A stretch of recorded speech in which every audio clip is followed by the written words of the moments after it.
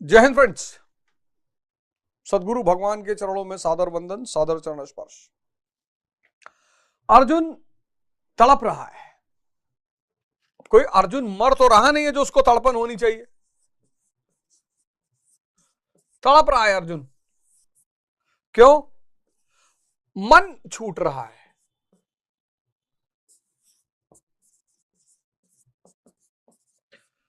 मन का बनाया हुआ सारा संसार है।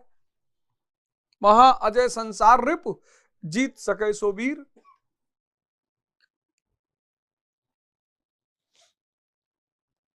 महा अजय संसार रिप, जीत सके सो वीर। और इसी में गुरु भगवान ने लिखा है आगे, तुलसीदास का चित बिलास जग बूझत बूझत बूझे। Page number 19। जब मैं 35वां श्लोक डिस्कस कर रहा था तो पेज नंबर 19 पे लिखा है, तुलसीदास का चित विलास जग। ये जो जग है ये चित का विलास है। ये जो जगत आप देख रहे हो ना, ये चित विलास। तुलसीदास का चित विलास जग, चित्त का विलास, चित्त की लीला है कुछ नहीं। बूझत बूझत बूझे। कोई बिरला, कोई सूरमा,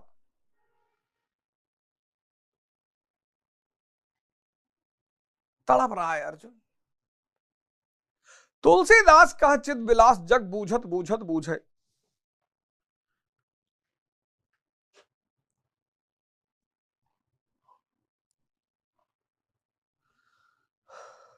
अगर तुम सबके फायदे के हो तो सब तुम्हें पूछेंगे।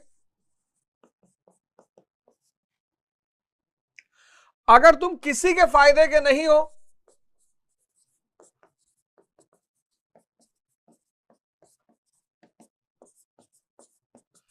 तुम्हें कोई नहीं पूछेगा।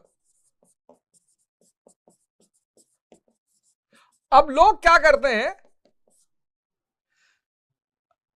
अब अगर आज प्रधानमंत्री मोदी जी हैं, सब लोग मोदी जी को लिख रहे हैं, मोदी का परिवार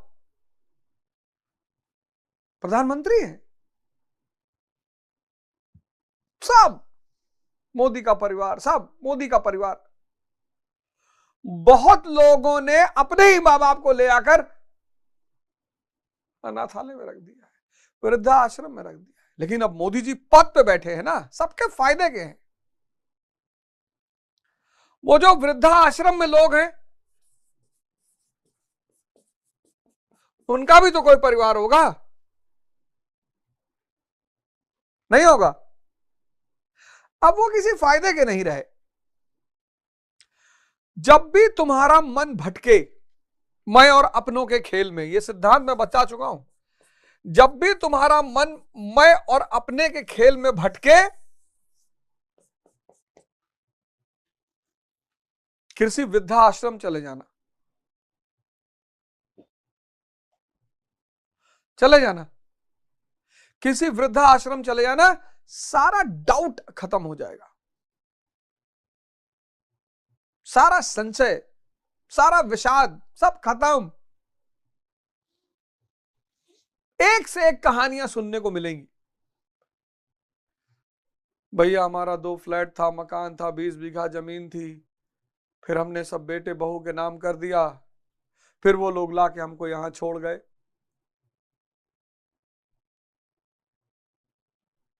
कि पापा तुम्हारे घर में रहने से बहुत डिस्टरबेंस होती है।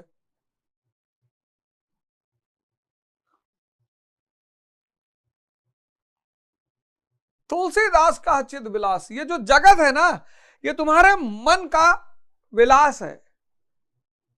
मन खत्म, जगत का विलास खत्म।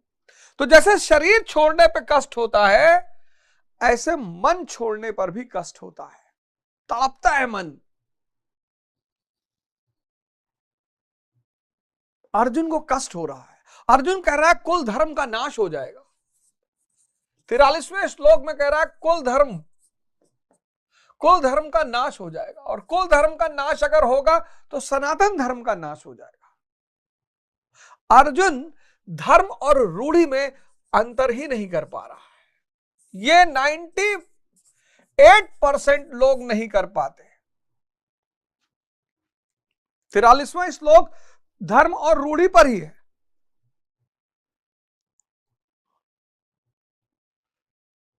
एक संत महात्मा थे, उनका एक दास था, सेवक था, बड़ी सेवा की उसने। तो महात्मा जी ने कहा कि यार तुमने बड़ी सेवा की, जाओ तुम, अब ये मेरे पास एक घोड़ी है, इसको ले जाओ।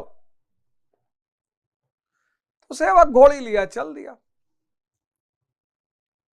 एक शहर में पहुंचा तो 3-4 दिन बाद घोड़ी मर गई। घोड़ी मर गई तो उसने घोड़ी को दफन किया और उसकी कब्र पर सर रख के रो रहा था। तो दिन भर जो भी उधर से गुजरा उस कब्र पे, उसने कुछ ना कुछ पैसा चढ़ा दिया कि सोचा कोई बहुत महान आत्मा यहां दफन है। तो सेवक को लगा वाह यार, तो उसने चारों तरफ घिरवा उरवा दिया और फंदा उंदा लगा दिया, पत्ती वत्ती खूबसूरत लगा दी, मजार हो गई। इसका मतलब यह नहीं कि मजार परंपरा गलत है, लेकिन जिस मजार पे जा रहे हो पता तो कर लो किसकी है। मजार बहुत प्यारी परंपरा है, भारत की है, अरब की नहीं है। अरब का आदमी नहीं मानेगा मजार परंपरा को। मजार परंपरा किस परंपरा का विकास है? स्तूप परंपरा का विकास है। बौद्धों ने स्तूप बनाया, हिंदुओं ने समाधि बनाई और मुसलमानों ने मजार बनाया। लेकिन मजार पर, समाधि पर पूजा और स्तूप, ये पूजा करने के लिए नहीं है, मांगने के लिए नहीं है, ध्यान करने के लिए है। जो बुद्ध का, हमारे देश में, भारतीय संस्कृति में जब भी कोई जागृत आदमी शरीर छोड़ता है, हम उसे जलाते नहीं, दफनाते हैं। हम मानते हैं कि इस जागृत आदमी की आत्मा तो चली गई, आत्मा तो इस ब्रह्मांड में, चारों ब्रह्मांड में व्याप्त हो गई, ये शरीर, इससे वाइब्रेशन बहेगी। उस वाइब्रेशन के केंद्र में जो बैठ के ध्यान करेगा उसका ध्यान लगेगा। मिट्टी का बड़ा फर्क होता है। दिल्ली की एक सोसाइटी में रहता था, बहुत दिन बाद पता चला कि वो सोसाइटी कब्रिस्तान पर बनी है और उस सोसाइटी में ऐसी ऐसी घटनाएं घट रही थी, ऐसी ऐसी वाइब्रेशन, कोई भूत प्रेत नहीं, वाइब्रेशन, पॉजिटिव और नेगेटिव वाइब्रेशन।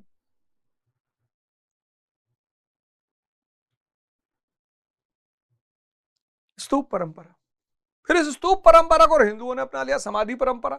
इन्होंने भी अपने संतों को नहीं चलाया, समाधि बनाई और फिर इसको भारत में, भारतीय मुसलमान, मजार जो है भारतीय परंपरा है, अरब में नहीं है ये। धर्म और रूढ़ी, 43वां श्लोक। रूढ़ी मतलब आप कुछ ऐसा किए जा रहे हो जो आपके पुरखे करते थे, आपको पता नहीं और असलियत पता ही नहीं, असलियत आपको पता ही नहीं। रोजा आप मनाए जा रहे हो, रमजान, बस ऐसे इसलिए क्योंकि आपको जन्नत मिलेगी, और सही सही मना लो तो वाकई में जन्नत में आ जाओ। इसी जीवन में इतनी बड़ी साधना है वो। गणेश, गण यानी इंद्री, ईश यानी देवता, इंद्रियों का देवता मन।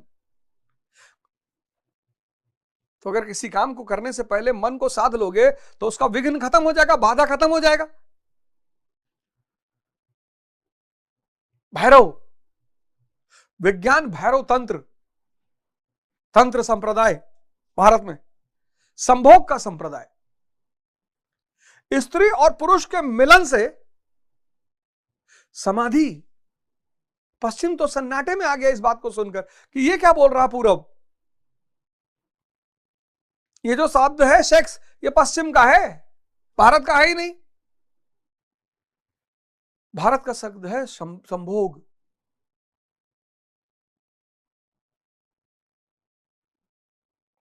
रूढ़ी, प्रचलित परंपराएं जो अपना वास्तविक स्वरूप खो चुकी हैं। अर्जुन रूढ़िवादी है, धर्म के आड़ में बचने की कोशिश कर रहा है। तो कह रहा है माधव धर्म खत्म हो जाएगा, उसको पता ही नहीं, वो धर्म नहीं, रूढ़ की बात कर रहा है। 44वें श्लोक में अब वो एक और भय दिखाएगा भगवान कृष्ण को। 44वें श्लोक में कह रहा है उत्सन्न कुल धर्माण मनुष्याणाम जनार्दन नरक्या नियतम वासो भवति त्यनु सुश्रुम। हे जनार्दन, नष्ट हुए कुल धर्म वाले मनुष्यों का अनंत काल तक नरक में वास होता है, ऐसा हमने सुना है।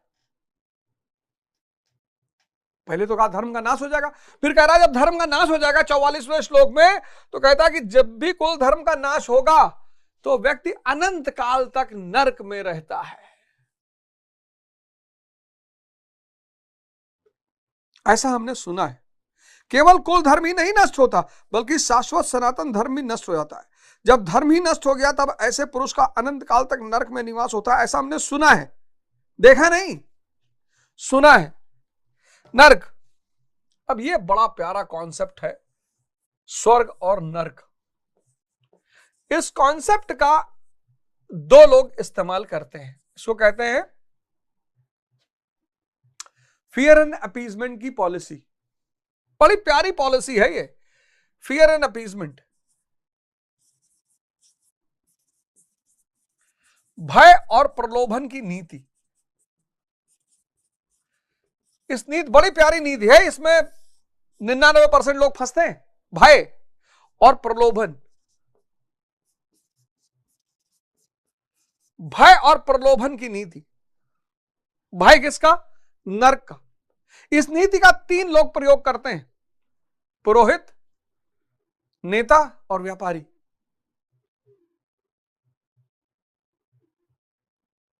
इस नीति का 3 लोग, और 99% इसमें फंस जाते हैं।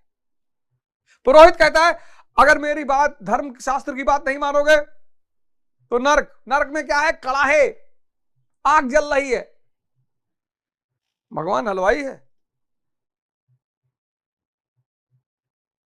और अगर हमारी सारी बातें मान लोगे, स्वर्ग, अप्सराएं हैं।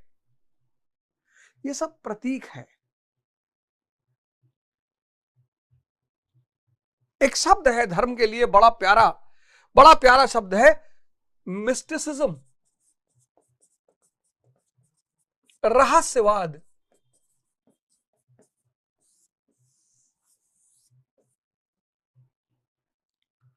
अब लगभग सारे धर्म कहते हैं कि जो स्वर्ग है वहां स्त्रियां हैं, जो स्वर्ग है वहां शराब है। तो क्या ये नीचे स्त्री और शराब? ना, मन जो है 2 चीजों से तुरंत शांत हो जाता है, एक शराब से और एक स्त्री के सानिध्य से, या कहें कि वशीभूत हो जाता है। तभी तो वैश्यावृत्ति एक पेशा बना। अब गरीब आदमी है, पत्नी उसके पास है नहीं, रिक्शा वाला है, पत्नी नहीं है उसके पास, शादी नहीं हुई है, काम आतुर हो गया है, प्रेम उससे कोई करेगा नहीं, पागल हो जाएगा ना। तो उसकी व्यवस्था कर दी गई, वैश्यालय बना दिए गए।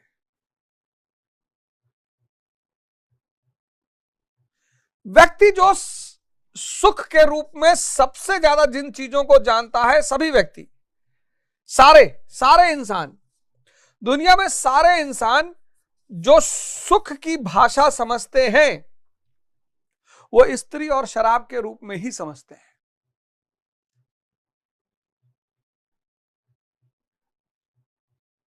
तो स्वर्ग मतलब एक ऐसी स्थिति जहां आपका मन असीम आनंद, विचार गायब।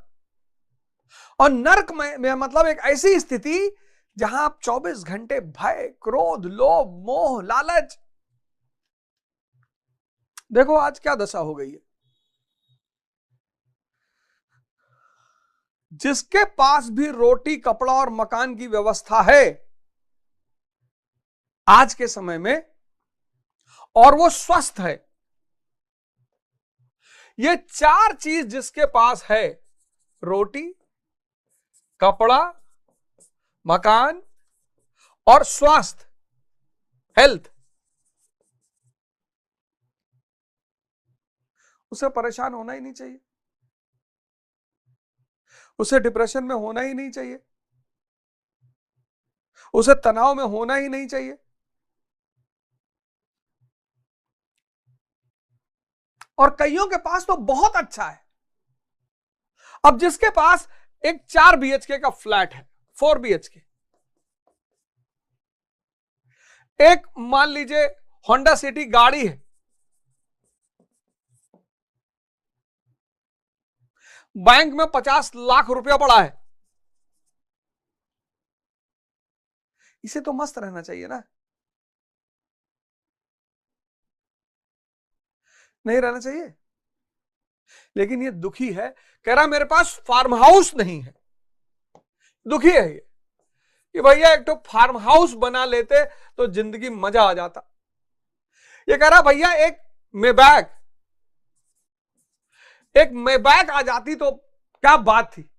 ये कहता भैया अगर 50 करोड़ अकाउंट में आ जाए तो कहना ही क्या है। ये जरूरतें हैं, नेसेसिटी, और भगवान ने आपको नेसेसिटी से ज्यादा दे रखा है। ये लस्ट है, ये कभी पूरी नहीं होगी, ये किसी की ना पूरी हुई है और ना कभी होगी, और यही कष्ट का कारण है। मेरे पिताजी हैं, मैंने अभी आपने शायद देखा होगा उनका कुछ वीडियो, मेरे माता पिता का रिलीज हुआ। गांव के लोगों ने बड़ी तारीफ, कुछ मेरा एक पटीदार है, बेचारे नहीं जान पाते हैं, नहीं समझ पाते हैं, हालांकि उन्होंने मुझे कुछ कहा नहीं, लेकिन फिर भी पता नहीं कैमरे पर आकर ये है वो है, परेशान भैया हमारा फोन नहीं उठाते। अब भैया वो हमारे एक भाई, वो बेचारे रो रहे थे टीवी पे कि हम हमसे बात नहीं करते, कभी एक पैकेट बिस्किट दियो पूरी जिंदगी 50 साल की उम्र में हमको, कि एक रुमाल खरीद के दिए, तब पर भी मैं आता हूं, पैर छूता हूं, सम्मान देता हूं, हालचाल पूछता हूं। पोस्ट मास्टर रहे हो, 40,000 रुपया पेंशन पा रहे हो, 3-3 लड़के तुम्हारे कमा रहे हैं, और घर ले लोगे किसी का। लेकिन ये दुनियादारी है, पटीदारी है, सबके यहां चलती है, कोई बहुत बुरी मानने वाली बात नहीं है। जितना उनको समझ में आए, लड़कों को, बुजुर्ग को, सबने बोला, वो कोई मुद्दा नहीं है।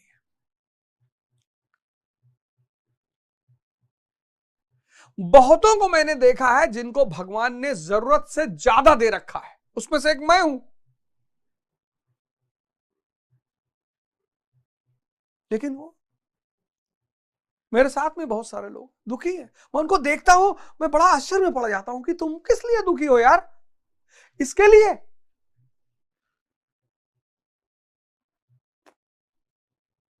और जब मैं हरिद्वार जाता हूं और स्वामी करमवीर जी को देखता हूं, स्वामी करमवीर जी प्रकाशी में इनका आश्रम है, कभी आप बीमार पड़े, छोटी मोटी आपको दिक्कत, छोटी क्या बड़ी बड़ी, हेपेटाइटिस ठीक कर देते हैं, हेपेटाइटिस बी, जितनी घातक बीमारियां हैं सबका इलाज करते हैं आयुर्वेदिक। पहले PhD स्कॉलर हैं योगा के इंडिया में, शायद संभवतः पहले या दूसरे, जो भी है। स्वामी करमवीर पुरकाशी में इनका आश्रम है, पुरकाशी पतंजलि योगपीठ डालिएगा। सिंपल सादे बेचारे 10 बजे क्या 8-9 बजे औषधालय पहुंच जाते हैं, दिन भर मरीजों को देखते हैं, दिन भर सेवा में आप कुछ दे आओगे ठीक है, कोई फीस नहीं मांगते आपसे, लेकिन जाओ तो कुछ ना कुछ दे दिया करो यार, वहां आश्रम है, गौशाला है, जिसके पास है उसे देना ही चाहिए। 75 साल उम्र है, 75 साल, 2 घंटा फावड़ा चलाते हैं, 2 घंटा, 2 घंटा फावड़ा चलाते हैं, 75 साल उम्र है, मार दे एक हाथ तो गैलेक्सी तो चेंज ही हो जाएगी आज के युवा की, गैलेक्सी तो बदल ही जाएगी। इतनी सिंपल, शांत, सरल।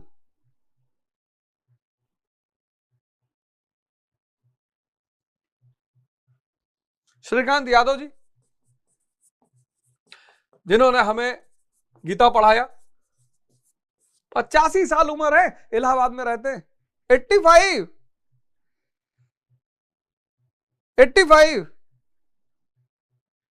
हमारे साथ बेंगलोर गए, बेटा रहता है अमेरिका में, नवीन भैया हमारे अमेरिका में रहते हैं, JP मॉर्गन, उच्चतम पदों में JP मॉर्गन में नवीन भैया, उच्चतम पदों पे, बड़ा मस्त आदमी, अमेरिका से आएंगे कुछ ना कुछ ले ही आएंगे मेरे लिए, खुद पेंशन पाते हैं 50-60 हजार, सब बांट देते हैं, ये हम क्या करेंगे यार। और उनका बेटा जेपी मॉर्गन यूएस में, उसका अपना मकान 70 करोड़ का अमेरिका में। अभी गए मेरे साथ बेंगलोर दवा कराने, ऐसे ही कुर्ता पहने, चप्पल पहने, जूता, अरे बाबूजी एडिडास बोले, अरे बोले चुप रहो यार, ऐसे ही चले गए, ऐसे ही घर का जूता पहन के चले गए, कोई दिखावा नहीं, कुछ नहीं, मस्त। मतलब ये वो लोग हैं जो कुछ भी कर सकते हैं फैशन में। ये ऑर्डर कर दे लोग दे जाएं इनको रोल्स रॉयस, ये ऑर्डर कर दे लोग रोल्स रॉयस दे जाएं, इनका बेटा इनको खरीद के दे जाए। सुमिरन चल रहा है, सत्संग चल रहा है, ये सब मेरे पिताजी श्री माता प्रसाद ओझा हमसे बहुत पैसा मांगेंगे, बहुत कहेंगे यार भैया हाँ कुछ पैसे की जरूरत रही, कितना 5 लाख, अरे नहीं यार 500 रुपया भेज लगा दो, 500। हमारे दोस्त हरपाल सिंह बग्गा, उनसे मुझे कहना पड़ता है कि यार जरा 500 रुपया पापा दे आओ, वो कहते कहा 500 दे यार, 5000 दे आई, अरे हमने कहा 500 दे दो यार, 500। खुद 40,000 पेंशन पाते हैं। हम कहा चलिए लंदन, अरे बोले लंदन यार हम भैया अयोध्या बनारस टहले वाले, लंदन में कहा जाओ वे। हमारे शहर में ऐसा कोई आदमी नहीं जो मेरे पिताजी का सम्मान न करता हो।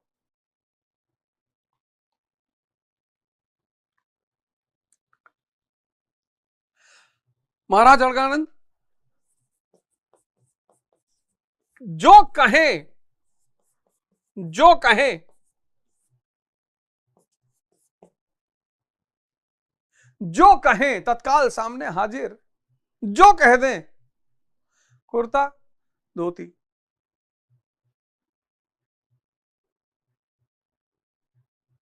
जितनी एक से एक। अभी हमको एक शॉल दिए तो मेरे ख्याल से 2-4 लाख करोड़ की शॉल होगी वो। ये है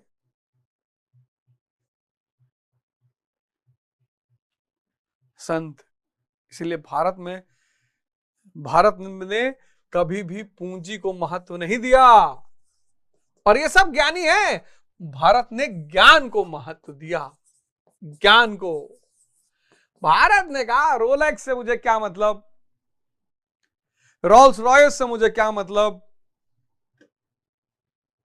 टॉम फोर्ड से क्या मतलब। तो बोले साहब मतलब किससे, बोले सांख्य से, योग से, न्याय से, वैशेषिक से, इससे मतलब है ज्ञान, चेतना को पकड़ना है, कॉन्शियस। ये सब स्वर्ग में है, ये सब स्वर्ग में है। लालसा को इच्छा ही नहीं, इच्छा ही नहीं। और इन सब को कोई रोग नहीं, 85 साल सबकी उम्र है, कोई रोग नहीं, कोई बॉडी में डिसऑर्डर नहीं। पता है क्यों? मन शांत है, खुश है। नर्क तुम्हारी अस्थिरता, उत्तेजना। नर्क क्या है?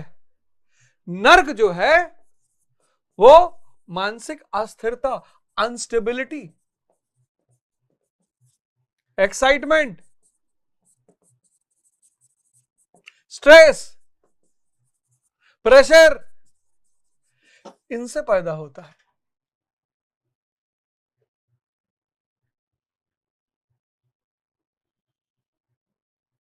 आईसीयू में लेटे हैं, अरबों रुपया है नर्क में। तो अर्जुन अब कह रहा कि नर्क में जाएंगे, कृष्ण भगवान ने जहां अनंत काल तक नर्क में रहेंगे, अनंत काल तक। सुन रहे हैं? फिर 45वें श्लोक में कह रहा है अर्जुन, क्योंकि हम सब अर्जुन है इसलिए हम कह रहे कह रहा है, ये सब हम ही लोग बेसिकली कह रहे हैं। अहो बत महत् पापम कृतुम व्यवस्थिता वयम यद्राज सुख लोभेन हंतु स्वजनमुद्यता। अहो शोक है कि हम लोग बुद्धिमान होकर भी महापाप करने को तैयार हैं। अज्ञानी जो है, अज्ञानी, मैं इससे गुजर चुका हूं। अज्ञानी हर अज्ञानी को लगता है कि उससे बड़ा ज्ञानी कोई है ही नहीं। यही अज्ञानी का सबसे पहला लक्षण है।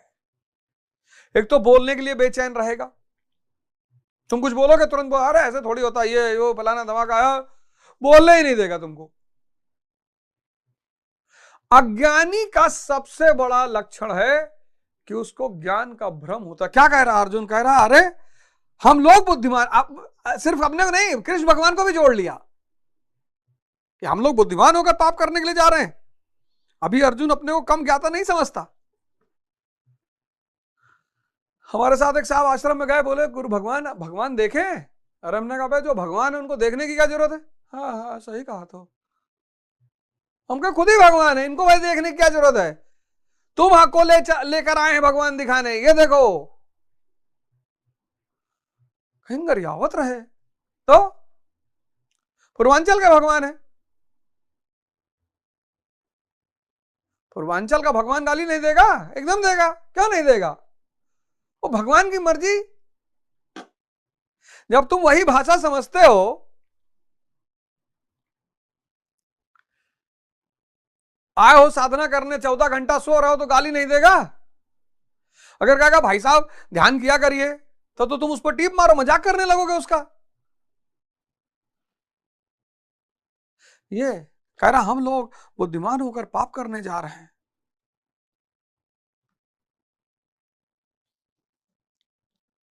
सुख की लालसा में अपनों का त्याग, अपनों को छोड़ना, ये सब ठीक नहीं है महाराज।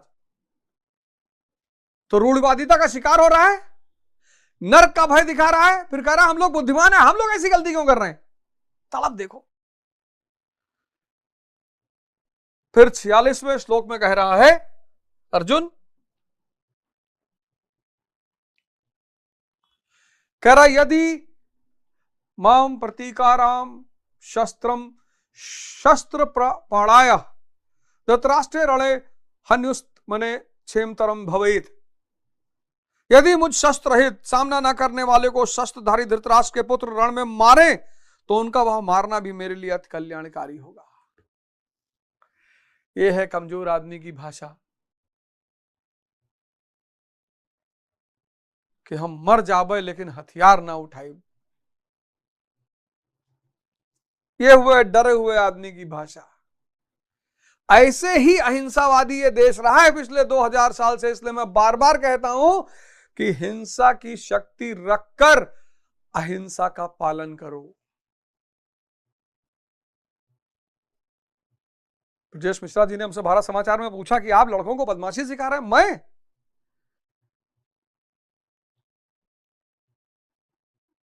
हिंसा की शक्ति रखकर अहिंसा का पालन करो, फिर कोई महमूद गजनी इस देश में नहीं घुसेगा, फिर कोई तैमूर लंग इस देश में नहीं घुसेगा, फिर कोई नादिर शाह कत्लेआम नहीं मचाएगा, फिर कोई रॉबर्ट क्लाइव घुसने की शक्ति नहीं रखेगा। पूरी बात तो सुनते नहीं हो।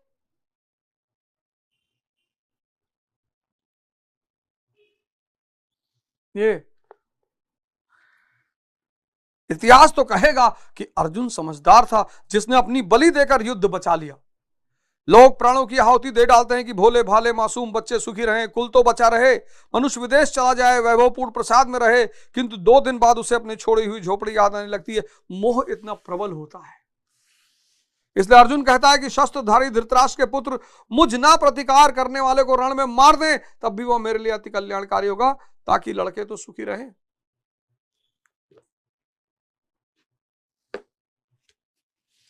और फिर संजय कह रहा है एवं मुक्त अर्जुन संख्ये रथोपस्थ उपाविशत विसर्जय संशरा चापम शोक संविग मानसा। संजय बोला कि रणभूमि में शोक से उद्विग्न मन वाला अर्जुन इस प्रकार कहकर बाण सहित धनुष को त्याग कर रथ के पिछले भाग में बैठ गया, अर्थात क्षेत्र के संघर्ष में भाग लेने से पीछे हट गया। यह पहला चरण है। सभी साधक का सब एक बार पीछे हटते हैं। सब, हम सब अर्जुन हैं, हम सब हम सबको पता नहीं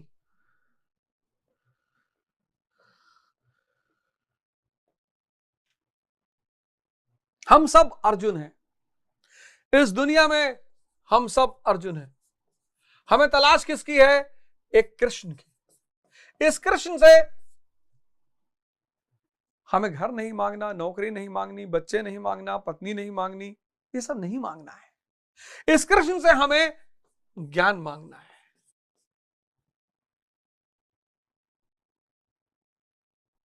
द्रौपदी बनना है, ध्यानी 5 पति का वर्ण करना है, मन को धृष्टधुम्न बनाना है, धृष्टता, अचल पद, द्रुपद,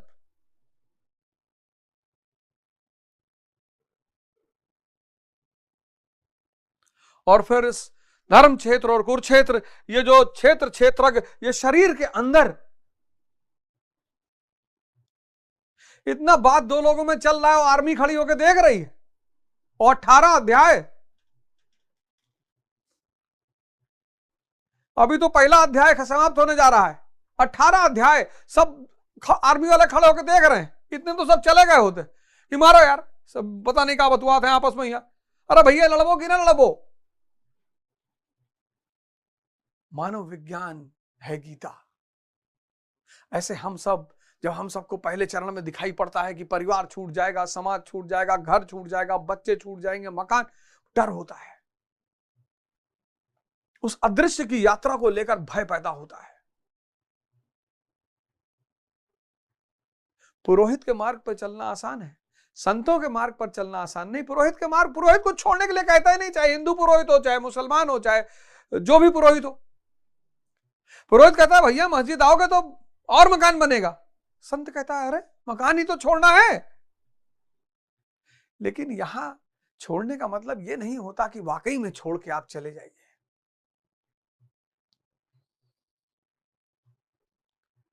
कृष्ण नहीं गए, कबीर नहीं गए, दादू नहीं गए, नानक नहीं गए।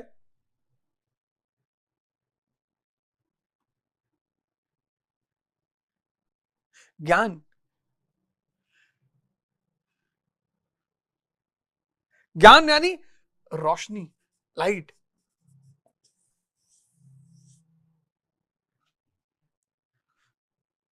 मैं जब अपने बारे में सोचता हूं, अपना पिछला जब देखता हूं, अतीत, तो बॉडी, शरीर कांप जाती है। कितने घोर अंधकार में जी रहे थे,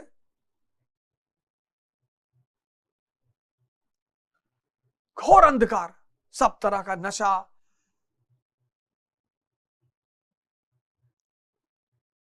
सब तरह का,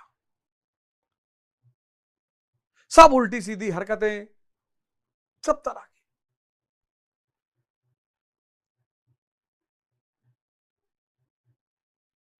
जीवन नर्क था, एकदम नर्क। पहले लोग तारीफ करते थे, बड़ा अच्छा लगता था, बुराई करते थे, लगता था मार डालो इसको। अब लोग तारीफ करते हैं तो भी कुछ नहीं लगता, क्योंकि लगता है गुरु भगवान की, ये मेरा थोड़ी है, ये मेरा थोड़ी है, तो गुरु भगवान का है। अब इसमें अगर आप मेरी तारीफ करते हैं तो मेरा था ही कहां, ये मैंने थोड़ी लिखा है, ये तो गुरु भगवान। आप पढ़ते, आपको भी ऐसे समझ में आता, आपने पढ़ा नहीं, आपने घर में ले आकर रख लिया, आपने इसको पढ़ा ही नहीं कायदे से, मनन नहीं किया, सोचा नहीं। साहब शाम को एक श्लोक, सब लोग घर में बैठिए और शाम को एक श्लोक पर सब लोग मनन करिए। जितने लोगों के घर में यथार्थ गीता है, जिसके घर में बाइबल है आप बाइबल पर पढ़ लिए, मनन करिए। जिसके घर में कुरान है आप कुरान को पढ़ के सब लोग बैठ के मनन करिए। आदि ग्रंथ है आप आदि ग्रंथ पर मनन करिए। 1 घंटा सा पूरे सपरिवार लोग बैठिए, फिर उस धारा को जिंदा करिए कि आपके घर में जो बच्चे बुजुर्ग सब सुने। अगर आप पढ़ते तो आप भी तो यही सब बताते, ये मेरा थोड़ी, इसमें कौन सा मैं खुश हो जाऊंगा, अरे भैया बहुत बड़ी बात बता दी, क्या क्या बता दी, सब इसमें लिखा था वही बता दिया। ऐसे ही आदमी करता है। माया इतनी ताकतवर है,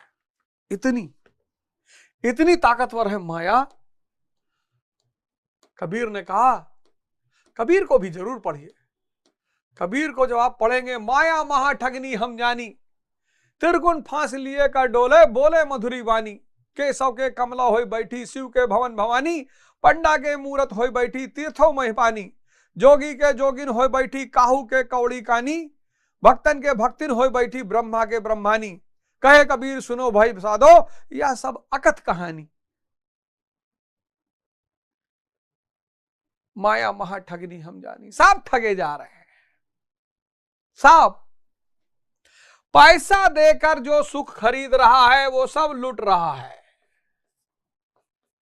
क्योंकि सुख तो मुफ्त है। जो भी पैसा देकर सुख खरीद रहा है किसी भी प्रकार का, वो सब लूट रहे हैं, क्योंकि आनंद तो फ्री है, क्योंकि अंदर है। नहीं कबीर खरीद पाते, गुरु नानक देव जी खरीद पाते, गुरु रविदास खरीद पाते?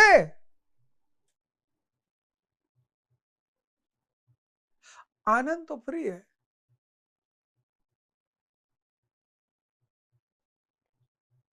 पैसा आने से फायदा ये होता है कि आप अपने को बिजी कर सकते हो। बेचैनी हुई, पैसा, पासपोर्ट निकाला, वीजा लिया, दुबई में घूम रहे हैं, लंदन में घूम रहे हैं, अमेरिका में घूम रहे हैं, आप मस्ती कर रहे हैं, बिजी हैं, लग रहा है मजा आ रहा है। नहीं, कभी तो आओगे लौटकर। सब सब पहला अध्याय हम लोगों ने खत्म किया, बड़े प्रेम से आप सब लोगों ने हमारा साथ दिया, पहला अध्याय सुना। मैं आप सब लोगों से हाथ जोड़कर निवेदन करता हूं कि अपने उत्थान पर काम करना शुरू करें। अभी भी देर नहीं हुई है, कुछ भी नहीं बिगड़ा है। 6 महीना, 6 मंथ्स, फॉर्मूला वही है। परिवर्तन करना चाहते हो ना, चेंज करना चाहते हो ना जीवन, तो पेन को एक्सेप्ट कर लो। तभी तो कहावत थी, नो पेन नो गेन। तुम भी चेंज करना चाहते हो ना, पेन को एक्सेप्ट कर लो। यही पेन है तपस्या।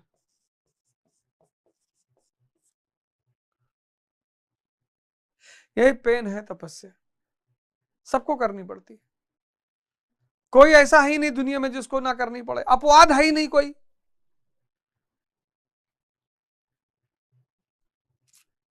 पढ़ते पढ़ते नींद आ रही, खड़े होकर पढ़ो। जितनी देर पढ़ना है उतनी देर पेट में कुछ डालो ही मत, क्योंकि खाली पेट मन बदतमीजी कर ही नहीं सकता।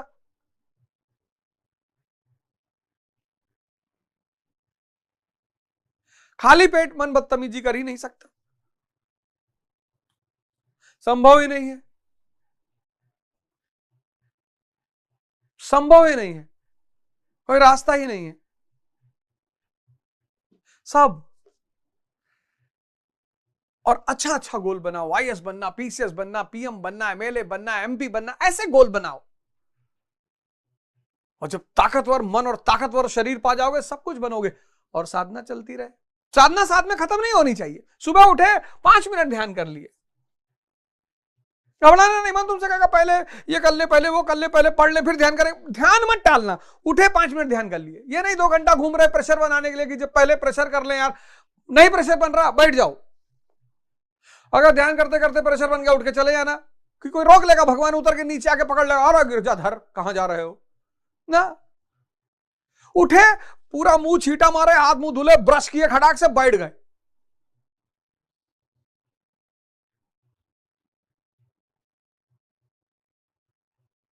साधना शुरू करो।